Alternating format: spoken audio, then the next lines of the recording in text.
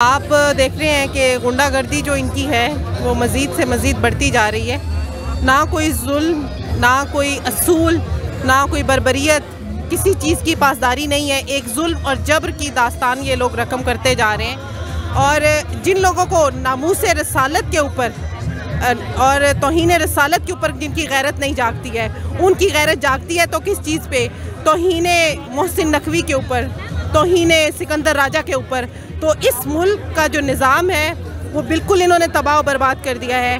और लेकिन हम लोग ना घर में पहले बैठे हैं, और जितनी इन लोगों की तरफ से ये जुल्म और बर्बरियत बढ़ेगी उतनी ही ये कौम उभर के सामने आएगी। और जो लोग घरों में बैठे हुए हैं वो भी निकल रहे हैं अब। अच्छा, इन्होंने इमरान खान को गिरफ्तार करने का प्लान किया हुआ है और हर सूरत में गिरफ्तार करेंगे ये कह रहे हैं। जी, आप देख रहे हैं ये तो बड़े अरसे से प्लान करके बैठे हुए हैं, ठीक है। लेकिन जब अल्लाह की ज़ात आपके साथ हो तो फिर इन लोगों की ये कार्रवाइयाँ कामयाब नहीं हो सकती। और सबसे पहले वर्कर्स में भी सबसे पहले ख़वातीन, इस उनकी लाशों के ऊपर से गुजर के इनको जाना पड़ेगा इमरान खान तक। ये इमरान खान तक नहीं पहुंच सकते, इमरान खान का बाल भी ये बीका नहीं कर सकते। अच्छा, इमरान खान के साथ साथ जो दीगर कायदीन हैं उनको गिरफ्तार करने का सिलसिला जारी है।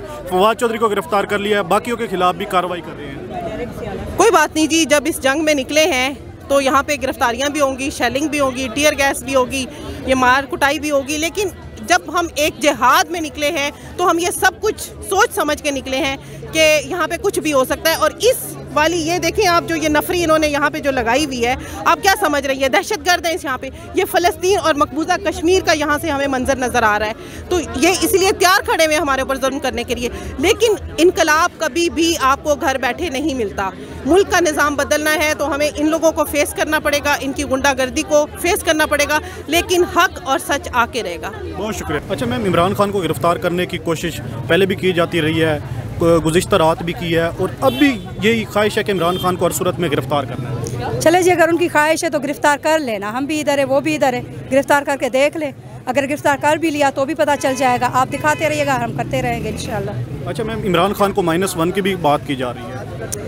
देखे बातें तो फिर बहुत सारी वो करे, वो -1 की बातें भी कर रहे हैं, वो इलेक्शन ना कराने की बातें भी कर रहे हैं। उनसे जो हो रहा है वो अंधे नगरी अपना चला रहे हैं, नाइंसाफियाँ चला रही है।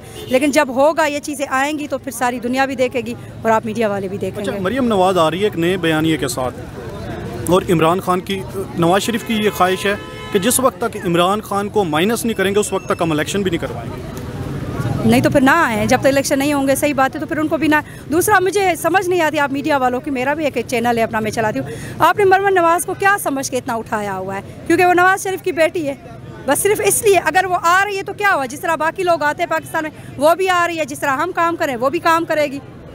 मैम, वो पूरे गवर्नमेंट को चला रही है जो उस वक्त इम्पोर्टेड। तो आप कह रहे हैं ना, गवर्नमेंट को जो चला रहा है ना, वो मैं बता नहीं सकती क्योंकि मेरा ताल्लुक भी उनसे है, वरना मैं आपको बता देखी। क्यों नहीं बता सकती मैम? क्या वजह? क्योंकि मैं वहाँ रहती हूँ, मैं नहीं बता सकती। क्या वजह? डरती हैं आप? नहीं, इमरान खान ने तो डर, कौम के दिलों से डर निकाला है। और आप, लेकिन ये भी है ना कि जहाँ आपका रिस्क रोटी लिखा हुआ हो ना, तो आपकी कोशिश होना चाहिए कि आपके लफ्ज़ वहाँ आपके लिए मुश्किल ना करें। प्रोटेस्ट जी हम कर रहे हैं, दो बातों के लिए करें। एक तो फवाद चौधरी को उन्होंने गिरफ्तार किया, उसके लिए प्रोटेस्ट था। दूसरा यह था कि जो उन्होंने अंधेर नगरी चलाई है, जो अपने पालतू, जो अपने पट्टे वो लेके आए, तो उनके खिलाफ था कि मोहसिन नकवी इलेक्शन कमीशन का जो फैसला है वो हमें नामंजूर है। तो प्रोटेस्ट आपके सामने, और इंशाल्लाह अब तो प्रोटेस्ट होते रहेंगे और बहुत सारे होते रहेंगे।